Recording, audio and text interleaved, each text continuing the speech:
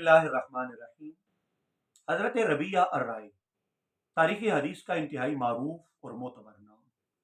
اللہ تعالیٰ نے بڑے فضل و کمال سے آپ کو نوازا۔ امام مالک جیسے جلیل القدر محدثین کے اساتذہ میں آپ کا شمار ہوتا ہے۔ ان کا اعزاز یہ بھی تھا کہ مسجد نبوی شریف میں آپ حلقہ درس قائم کیا کرتے تھے، جس میں جلیل القدر محدثین آ کے آپ سے اکتساب فیض کرتے۔ ان کے بچپن کی کہانی بڑی دلچسپ ہے۔ ان کے والد حضرت فروخ کو جہاد کے سفر پر خراسان وغیرہ کی طرف جانا پڑا۔ جاتے ہوئے انہوں نے اپنی اہلیہ جو اس وقت حمل سے تھیں اور جلد ہی ان کے آنگن میں خوشی اترنے والی تھی، انہیں 30,000 اشرفیاں دیں اور کہا میں چونکہ سفر پہ جا رہا ہوں، حالات اللہ جانتا ہے کیا بنے، یہ رقم سنبھال لو، یہ مشکل وقت میں تمہارے کام آئے گی۔ ان کی اہلیہ بڑی سمجھدار اور انتہائی دانا اور سمجھدار اور عقل مند خاتون تھیں۔ انہوں نے وہ رقم سنبھال لی۔ حضرت ربیہ بڑے ہوئے، ان کی والدہ حضرت فروخ کی اہلیہ انہیں لے کر مکتب گئیں اور انتہائی احتیاط کے ساتھ، کمال سمجھداری کے ساتھ انہوں نے حضرت ربیہ کی تعلیم و تربیت کا بیڑا اٹھایا۔ وہ رقم جو حضرت فروخ دے کے گئے تھے، انہوں نے وہ رقم حضرت ربیہ کی تعلیم و تربیت پر لگائی۔ اتفاق کی بات ایسا کہ مہم در مہم حضرت فروخ کا سفر طویل سے طویل تر ہوتا چلا گیا، یہاں تک کہ 27 برس انہیں اس سفر میں گزر گئے۔ 27 برس کے بعد جب آپ واپس گھر پلٹے، ظاہر ہے اب وہ بیٹا جو پیٹ میں تھا وہ اب 27 برس کا جوان بن چکا تھا۔ رات کے وقت آپ مدینہ پہنچے، گھر کا دروازہ کھٹکھٹایا تو ان کا بیٹا یعنی حضرت ربیہ وہی آئے دروازے پر۔ دروازہ کھولا تو ربیہ نے فروخ کو دیکھا تو حیرت میں مبتلا ہوئے، فروخ نے ربیہ کو دیکھا، حیرت میں مبتلا ہوئے۔ ربیہ نے فروخ سے کہا کہ تم اس وقت میرے گھر میں کدھر؟ چونکہ دونوں ایک دوسرے کے لیے اجنبی تھے۔ فروخ نے کہا یہ میرا گھر ہے، تو میرے حرم میں کہاں؟ آپس میں ان کی تلخ کلامی ہوئی، آوازیں بلند ہوئیں۔ تو حضرت ربیہ کی والدہ اور فروخ کی اہلیہ نے جب آواز سنی تو آواز پہچانی کہ یہ تو میرے ہی ہسبینڈ کی آواز ہے۔ وہ وہاں سے باہر آئیں، سامنے دیکھا حضرت فروخ کو تو انہوں نے اپنے بیٹے ربیہ کو بتایا کہ یہ تو تمہارے والد ہیں، اور فروخ کو بتایا کہ یہ وہی بیٹا ہے جو تم حمل کی صورت میں چھوڑ کے گئے تھے۔ دونوں باپ بیٹا آپس میں معانقہ کیا، ایک دوسرے کے گلے ملے اور گھر میں اندر چلے گئے۔ حضرت فروخ نے دعا سلام کے بعد، حال احوال کے بعد جب ایزی ہوئے تو اپنی اہلیہ سے پوچھا کہ وہ رقم جو میں تمہیں دے کے گیا تھا وہ کہاں ہے؟ 4,000 اشرفیاں میرے پاس اور بھی ہیں۔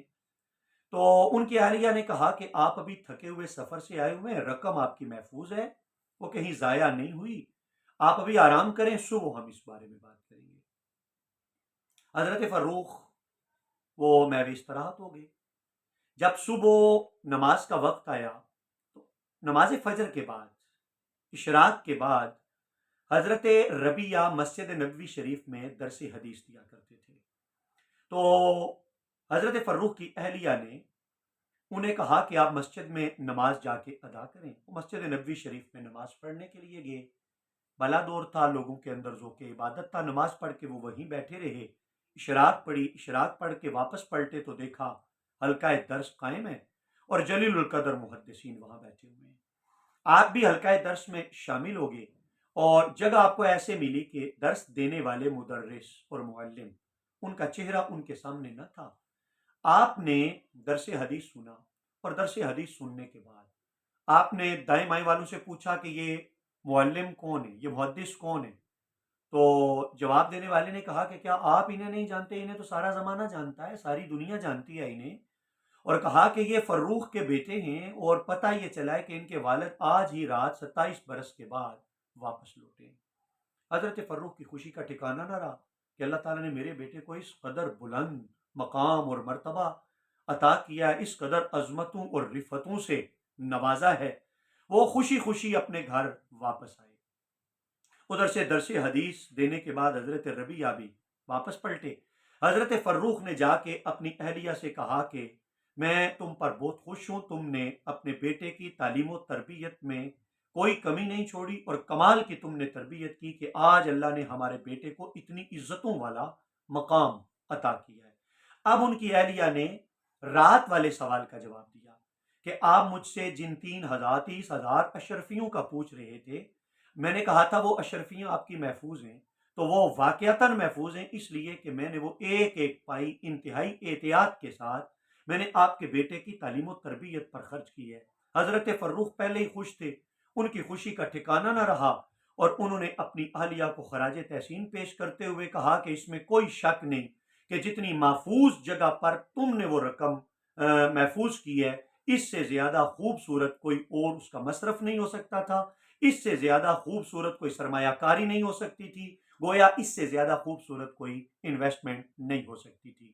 آج گزارش یہ کرنا مقصود ہے کہ ہمیں تلاش ہوتی ہے کہ کوئی ایسی جگہ ہمیں ملے، ایسا مصرف ہمیں ملے کہ جہاں ہم سرمایہ کاری کریں، جہاں ہم پیسہ انویسٹ کریں اور وہاں اس پیسے کے ضائع ہونے کا، اس انویسٹمنٹ کے ڈوبنے کا کوئی امکان اور کوئی خطرہ نہ ہو۔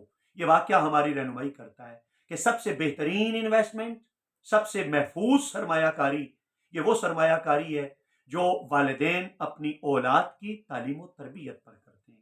آپ جو رقم اپنے والدین، اپنے بچوں کی تعلیم و تربیت پر خرچ کریں گے، ان کو ایک ایجوکیٹڈ پرسن بنانے پہ خرچ کریں گے، معاشرے کا ایک کارآمد شہری بنانے پر خرچ کریں گے، آپ کی وہ رقم نہ صرف یہ کہ وہ محفوظ سرمایہ کاری ہے، بلکہ اس کا نفع، اس کا منافع، اس کا پرافٹ، اس کا ثمرہ اور گین وہ یہاں بھی آپ کے حصے میں آئے گا، آپ کے نصیب میں آئے گا، اور وہ آپ کی آخرت کا بھی سرمایہ بنے گا۔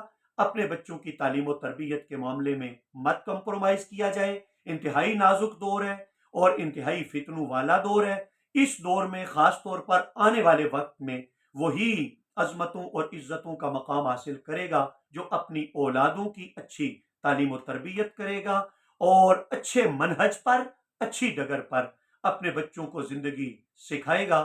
اللہ تعالی ہم سب کو اپنی اولادوں کی بہترین تربیت کرنے کی توفیق عطا فرمائے۔